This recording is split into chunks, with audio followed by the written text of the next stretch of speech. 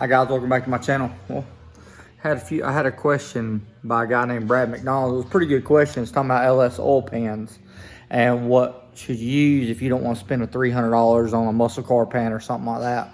Well, I figured I would do a video real quick and show y'all some of the differences. I don't have the other pans with me, but I have some video. I have some pictures I will share here in just a second of it. This right here is like a 07 and later oil pan. You can tell because it has this pressure relief valve, because the motors with the DOD have real high pressure pumps in them. So from the factory, they put this little bleed off here, so that way when it's cold and the oil pressure is high, this will bleed off. And typically what I do, like this is what I run on my car. I got the same one on it. If you look, I welded the holes up in it. I just plug it off because I'd rather have all the oil pressure than none. So, or something to stick for that piece of stick on that's just on my own car. But anyways, this right here is a perfect pan for doing LS swaps because the height. Most LS pans from here, like your traditional truck pans, from here to here is like 8 and I think it's 8 3/4. Well, it's not so much 8 3/4 here. It's 8 3/4 from here to here. So this pan is actually 8 3/4 to this back edge, but right here it's 8 1/4. And the biggest thing about LS oil pans is this front area. This pan being the same height, you would think it would hit the same spot.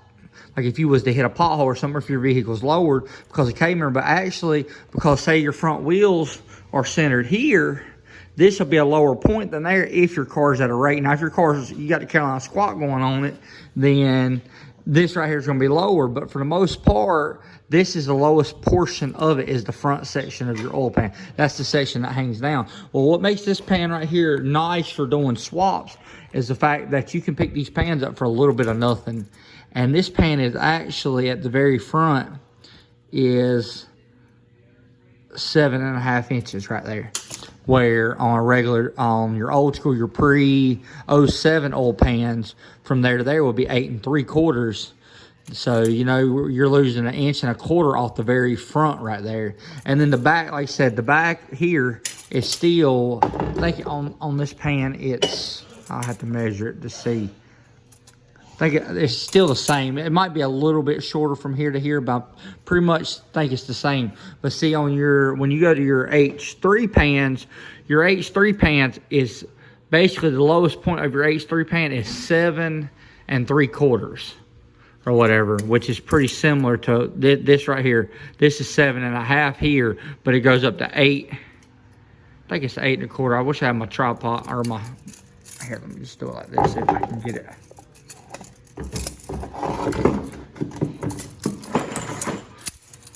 So right here, it's 8 1/4. So this one's 8 1/4. Your traditional pan is 8 3/4. This pan right here is a 1/2 inch at the highest spot. At the highest spot is a 1/2 inch difference, but then at the front it's way different. It's 1 1/4 at the front because these pans are made with a slope. So that's what's good about them. So like I said, if you go through and use like a H3 pan, it's 7 3/4 the whole distance, even in the back. So it gives you a little more clearance and stuff like that. And like you go into like your F body shop, they're 5 1/4 or something like that. The good thing about these pans are the fact that the oil pickup, where it picks up, how small this area is, it typically, even with drag racing and stuff, it keeps from starving. Where when you run your car pans, your LS series car pan, they drop down right here, and they're shallower, but they're longer. So there's more area for the oil to slosh around, so you have to put improved baffle kit in one and stuff like that, which I've done that before. So like I said, this makes this a really, really good pan. A lot of people don't realize, because like I said, everybody jumps on, they buy a muscle car pan, and a muscle car pan's nice for $300, but you can pick up one of these little pans for just about nothing. Or if you buy a motor that's an 08 or 07 and later motor, it's going to have this pan on it.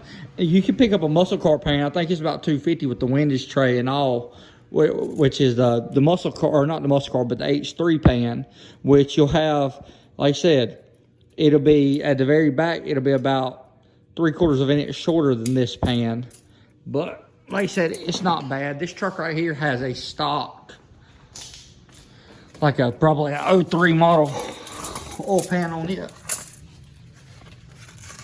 I think this was on this one. Now it might be different. I didn't even look. But see, if you look, that pan, how low it hangs. So if we can go in here and get a, let me see if I can measure it to make sure this is.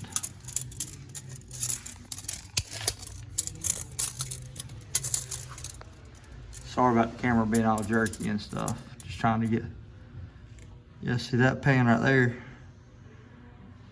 It's 8.5. Yeah, 8.5. So see, if you use that other pan over there, automatically you would be on up around here at the very back, but at the very front, you're going to be all the way up in here. So that would give you your clearance, your taper, because like I said, vehicles usually have a little bit of a rake on them.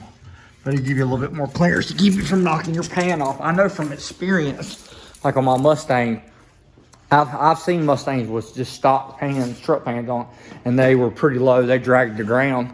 Where, like I said, this one, it ain't super off the ground, but it's, for my car being pretty low, it has plenty of clearance there. So that's the pans I typically use.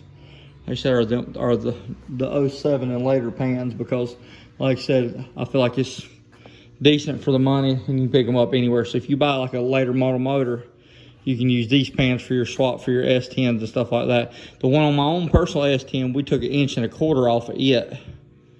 Around, I'm pretty sure it was an inch and a quarter, 1.5 inches is what we cut. I went around the very bottom of it and cut it, and then cut another section and then slid it up and just had it all welded back together.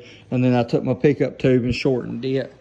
You can do that if you can TIG weld. You can cut one apart and make your own pan out of it. But like, forgive me, she ain't pretty, but like I said, this pan right here, I took 1.5 inches out of it. Let me get over here. It's dark out here tonight, so I figured I'd finish up this video for y'all. But like I said, you can see right there where it was welded back together. So I cut it, and now I put it down, some silicone over it. That way, try to make sure it wasn't leaking. It's leaked a little bit. You can see this truck is driven, but you can see how much. This is an iPhone 10XR or 11, whatever, iPhone, whatever the 10 or 11, whatever this thing is. And you can see right here how low my truck is off of it. It's probably, I'd say, 4 inches off the ground. And you can see that pan right there is just it's the 2003, 2002, 2001, pre-2007. You see how short it is, and like I said, I took 1 inch. We took 1 inch or 1.25 inches, 1.5 inches out of it. I can't remember, but like I said, it is possible. If you can TIG weld, you can build your own. So please like, share, comment, and subscribe, and I'll see you on later. Thank you. Bye.